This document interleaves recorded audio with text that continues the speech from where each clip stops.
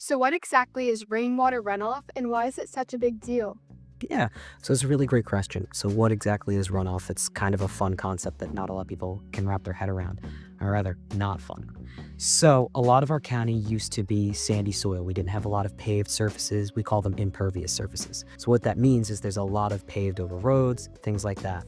When water falls and hits the ground, it used to be absorbed directly into the soil where we get partially filtered and then evaporate right back up into the rain cycle. There wasn't really any such thing as flooding in Ocean County, and stormwater pollution wasn't really a big deal either because that water was kind of getting filtered. But because now so much of that stuff is paved, if there's anything nasty or gross that's on the surface of the roads, like dog poop, chemicals, fertilizer, things like that, when the rain falls and hits the ground, it absorbs that stuff and it runs off the surface of the road into our storm drains, where it basically incubates in this dark, warm environment until the next major rainstorm. And when that happens, all that nasty water gets flushed out directly into the bay where there's no filter, and it can overload the bay systems. So, how does rainwater runoff affect the average person, like someone just watering their lawn or washing their car? Yeah, so a lot of people think, what is something, how am I a part of this problem that doesn't really affect me? Well, my answer to that usually is it has to do with the fact that we're all in a watershed. So, what's a watershed, right? So, we're throwing out these terms. What's runoff, watershed? Watershed, put simply, is just like your dog sheds water when it shakes, the land sheds water as well. So, if you think about it, the land has a curve to it no matter where you are. And any water that's on the surface of that land is eventually going to drain off into one common point. So for us, that common point is Barnegat Bay. That's why we call it the Barnegat Bay watershed. What that means is it doesn't matter where you are. You don't even have to be remotely close to the water. Eventually, the water that's on that ground is going to end up in Barnegat Bay.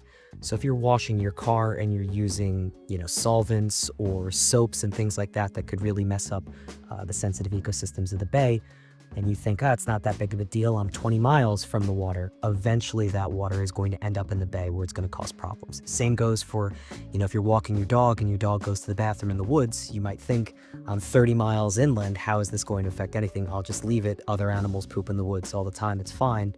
It's not. No matter where you are on the entire planet, you're in a watershed, so whatever you're doing on that land is eventually going to affect the water that you're connected to. What are some simple ways people can reduce runoff around home or communities?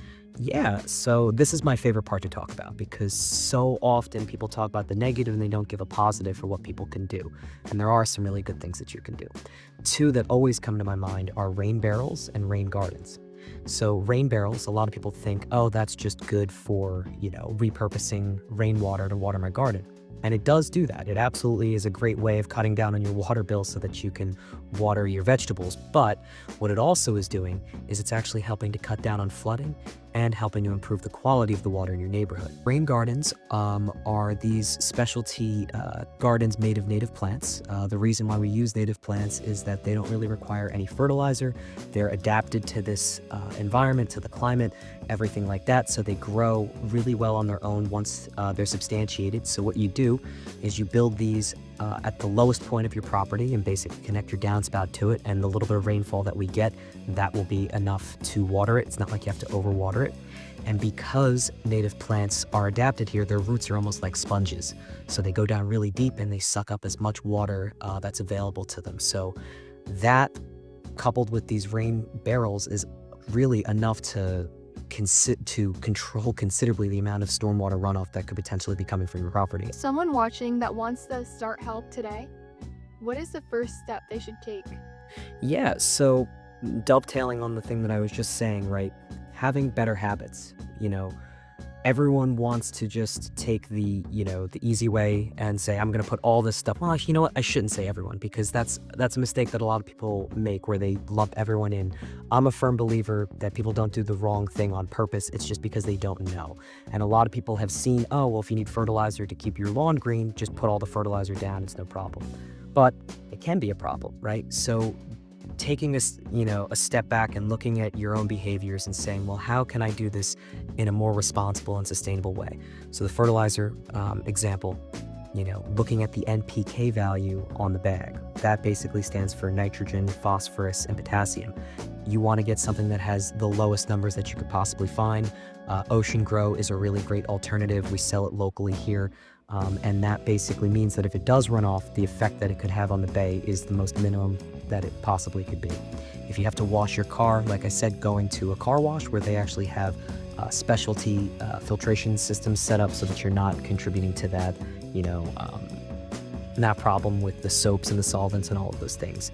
Limiting your pesticide if you have weeds or things that you need to take care of with that. There's safe environmental alternatives that you can use with salt and dish soap. There's all these little things that you can do. Don't litter. If your dog goes to the bathroom outside, make sure you pick it up.